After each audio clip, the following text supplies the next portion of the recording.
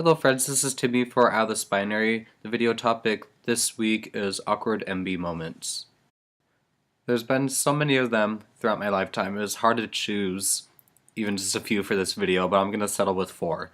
I'm going to talk about a couple before I realized I was non-binary and then a couple after the realization. So before the realization, I recorded obsessively during high school, and I guess it was just kind of an awkward moment for me because in my recordings I was intentionally using like all of my vocal range from like baritone to soprano to feel like really euphoric about like the masculine and feminine aspects of my voice. Even though I like didn't have the strongest singing voice in high school, like my voice like didn't sound very good, it wasn't very pleasant at all. I ended up recording this like 2-hour album and I titled it like How High School Drove Me to Insanity. I mean, that's a pretty dysphoric title, to be honest. I used like very bad synthesizer sounds off my mixing program that I had, my mixing software.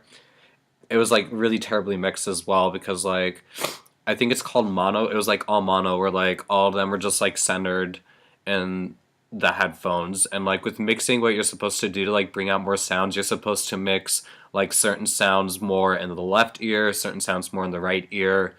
Instead of keeping it all center, there's some instruments that you want to like double up and put like one entirely in the left, one entirely in the right, so that it kind of like doubles the sound and brings it out more. I wasn't doing any of that. I wasn't aware of like how to be good with mixing when I was recording, so I just did like very terrible recordings when I was back in high school.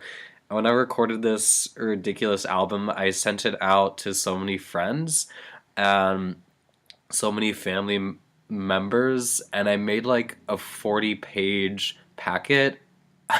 I could have totally made like an album booklet, but I made like this just regular printer paper packet with lyrics and explaining the lyrics to this ridiculous album.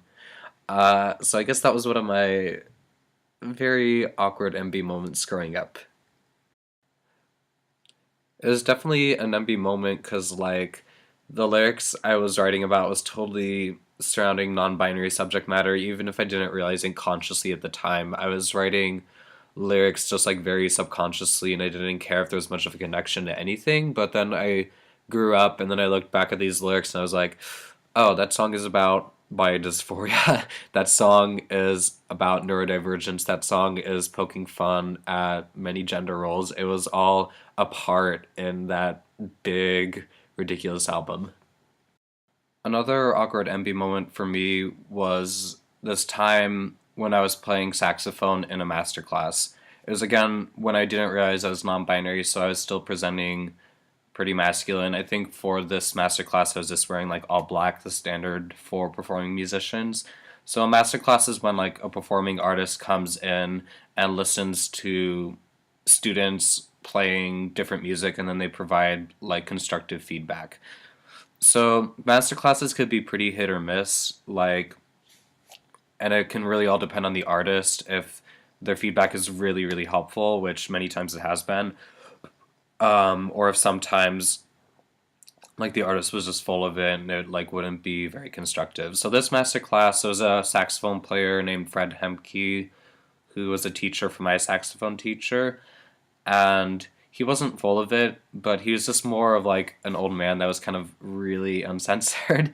And so I was trying out this small little part in the piece that I performed that day, and I was just really struggling getting what he was asking for when he was trying to explain the technique for me.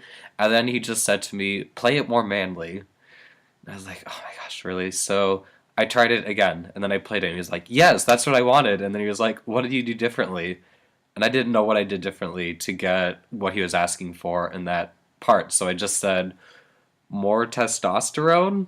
And then he just kind of shook his head. He was like, okay, good. And then like the whole audience laughed, and uh, I was like dumbfounded. It was like, I don't know what I did, but I just mentioned a hormone, and I guess that was what I did to make that part work. I definitely feel like I'm not the only one, the only non-binary person that has felt this way. like non-binary people probably have so many of these awkward moments before coming out where they realize like, oh yeah, there's probably something up with gender.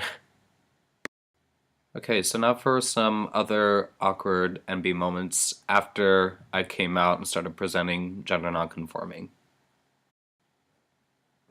So one story is about meeting another colleague that like wasn't in my state during grad school, and he was introducing me to someone else.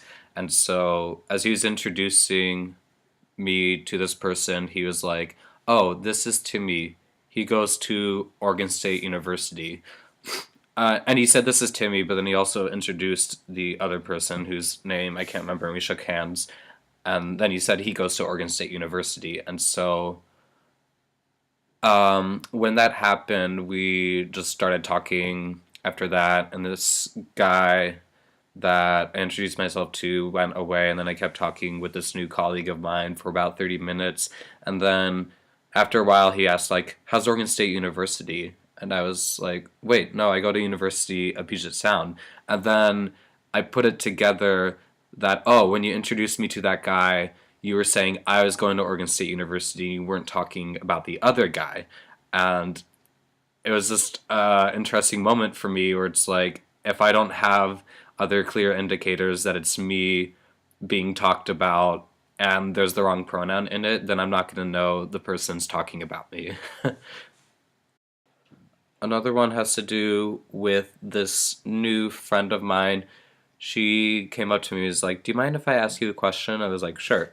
And so she said, "My daughter saw you recently and she just asked me as we were driving back a question about your gender identity, and I wanted to make sure I handled this okay." And I was like, "Oh yeah, sure." And so she said, like, "My daughter asked, is Timmie a boy or a girl?" And I said to her, like, "I think he's neither a boy nor a girl." And then my daughter said to me, "Oh, that's interesting. I'd love to get to know him better to figure out and just understand better, like, why he's neither a boy nor a girl." And then I just kind of nodded my head in approval and was like, "Yeah, except, so you mean they are neither a boy nor a girl?" And then this new friend of mine said to me, oh, good, so I'm glad, I know I said the right thing to her. Good, I just want to make sure." And then I just kind of blinked my eyes, and then we walked away. And yeah, that was an awkward moment. Just to be clear, this friend of mine is a really friendly person. I don't really have any beef with her. I just, I just feel like she's still learning about it, and that's okay. Alright, so those are my awkward envy moments. If you have any awkward envy moments, please share them in the comments. I'm especially curious about awkward envy moments before you came out with your gender identity, because I find those to be just the most interesting and off the wall. If you're feeling regular, subscribe to our channel. I hope wherever you are having a lovely day and know that you are loved. Bye.